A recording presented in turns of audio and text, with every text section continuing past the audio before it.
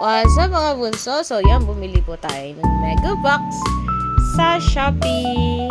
Ayan, so naka-discount po tayo dyan ng almost 1,000 peso. Kung sa mall po tayo bibili, mahal po yan Mega Box. Nasa 4,300. Ayan po yung biggest size niya, yung meron dalawang drawer sa ilalim. So, ayan po, safe po na dumating. Naka-bubble wrap pa po yan. Then, naka-box. Diyan po sa video, wala na yung bubble wrap. Tinanggal na po ng anak ko. So, unang-una nyo po dyan ilalagay is yung sa ilalim.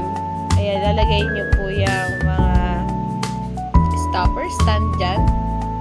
Awa ko kanong tawag dyan. Basta ilalagay nyo po muna yun sa pinaka-ilalim. Dahil mabigat po yan.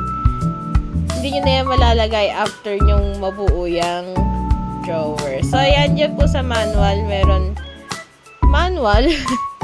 Dyan po sa paper na yan nakalagay po kung ano yung mga una nyong ilalagay. May numbering po yan. So, madali lang sundan. E pagdating naman po dyan sa mga back parts niya, check nyo lang po yung arrows. Dapat nasa magkaharap yung dalawang arrows. Ayan po.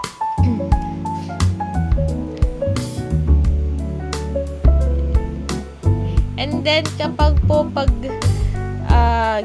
bubuuin nyo to, kailangan nyo din po ng screwdriver and rubber mallet. Kung wala po kayong rubber mallet, pwede din naman po yung pampukpok na kahit ano. Ang ginawa po namin dyan is yung meat tenderizer, yung martilyo na para sa karne, tapos tsinelas, ayun, para po hindi masisira yung plastic kapag pinukpok nyo. Kasi po yung sa may pinaka top layer niya, yung last na ilalagay, mahirap po na ilagay kung hindi siya pupukpukin. Ayan. So yan, nakikita nyo po may nanggugulo sa akin batuta dyan hanggang sa pagre-record ko ngayon.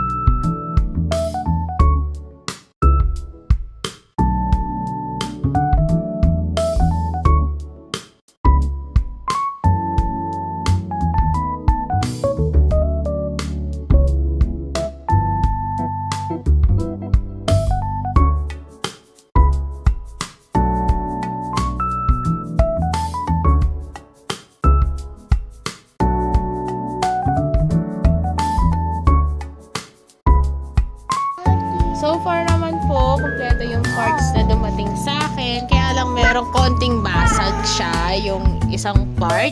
Maliit lang naman, hindi halata. Pero iyon, yun siya nabasag siguro bago ipadala. Pero so far, okay po ito. Napakatibay naman niya kapag ka nabuo na. Kitang-kita nyo po, mabigat nga siya eh. Hirap niyang buhatin na dagalan yung daliri ko sa paa. Ang bigat, sakit. Ayan.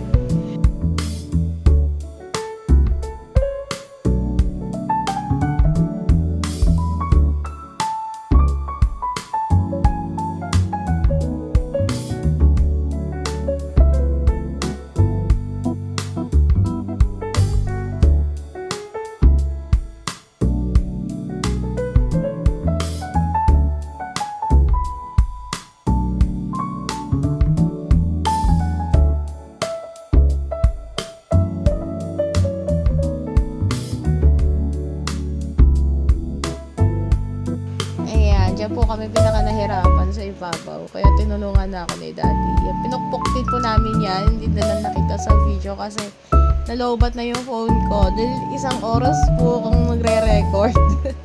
Ay, matagal po siyang gawin. Kaya kung merong makakatulong sa inyo para buuin gamitin, much better po.